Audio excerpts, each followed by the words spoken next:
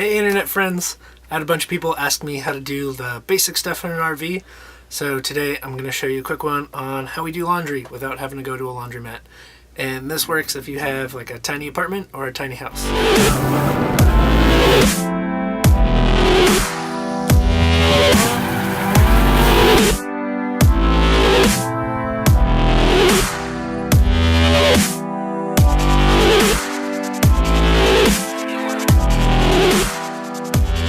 When we first moved in here, we did the whole laundromat thing.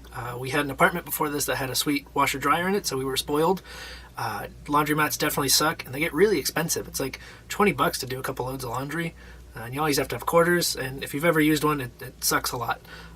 Dry cleaners are no better, and they're just more expensive. So the first thing we found was this little camping wash bag thing called the Scrubba. There, you can see it. It's like 50 bucks. They sell it on Amazon and like in sporting goods stores. So you'd like take your clothes that are dirty, put them in there, fill it up with water and like soap, and then you roll it up. And it's got this like washboard thing in the back. So you kind of like scrub against the washboard, and it does a pretty decent job of getting your clothes clean, but it takes a whole ton of work.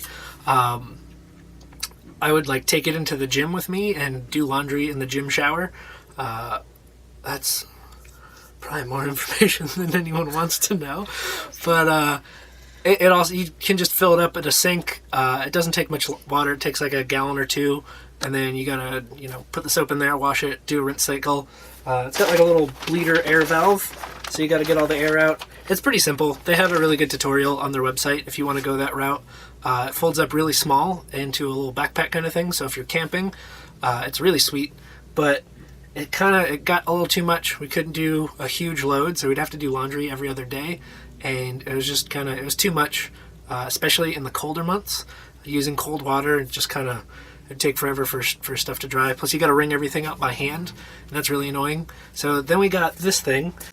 So this is a little Panda washer dryer machine. It's really simple. They call it like the 7-gallon model or something. It's like 120 bucks on Amazon. And then we used to have a sink right here, but there's no need for a sink right here because we have one in the kitchen less than 5 feet away. So we took the sink out, and then we plumbed a little water line in here to fill it up. And if you live in an apartment or anything, you can fill this up with a sink. It's got a little drainage hose that'll also pump the water back up into the sink. We have ours drain out into the shower. But it's really easy. Take your clothes, whatever you want to wash, dump it in there. You can do, I don't know, probably like a lot more than 3 pairs of pants. Yeah, you can put a week's worth of clothes in there, and then fill it up with water. I guess I'll just show how it works.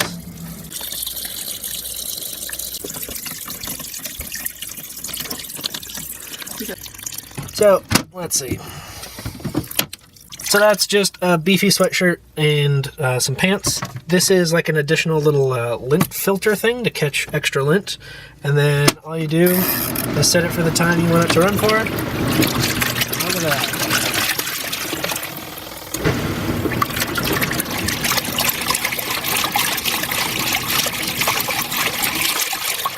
Alright, quick pro tip. Vinegar, the white kind, is really cheap, and it makes a really good like fabric softener and detergent kind of thing. Plus you don't have to do a rinse cycle if you use this. It loosens up stains really quick, and makes life really easy. So you just pour in a splash. That's it. So when it's done, you flip this little thing to dump. So when you flip it to drain, there's a little pump in there that pumps all the water out. So if you have this thing like sitting next to a sink, it'll pump the water out. It's got a hose built into it, so it'll pump it out the hose and into your sink. So you don't need washer or dryer hookups for this thing to work. So once all the water gets pumped out of there, you take all your stuff. Oh god, it's heavy. And you plop it over into this the dryer side, and pop the little gate thing on, and then you spin that up. This little spin dryer, all it does is it spins at like 5,000 RPM and shoots all the water out of it, kind of like a salad shooter, so you don't have to sit there and wring things out by hand. Let's see. So it gets most of the water out, not all of it. You can see like there's still a bit of water in there, kind of thing. I don't know. But you do have to hang dry these. There's no heater element in here, so it doesn't do that for you. But it takes, I don't know, I say sweatshirts take the longest. They'll probably take like a full day to dry. But t-shirts and pants and stuff will take a couple hours, and then they'll be dry and good to go. But we usually just set it up overnight, hang it up front, and it's good to go by the next day. I almost forgot, if your clothes are really dirty, or if you use like a traditional soap that needs to be rinsed out, then you have to switch them over into the dry side, and then back to the wash side, and then back again, because you got to rinse all that out. So to do a rinse cycle, it takes a whole bunch of moving and stuff. So it's not perfect. It's not as easy as a washing machine, but it's like $100, and you don't need hookups for it, and it works in an RV. So I'm not complaining. It's a whole lot better than doing things in that little bag, which is still better than doing a metal laundromat. So once you wash them and dry them for the second time, you hang them up, air dry them. If you let it go overnight, they'll be dry in the morning.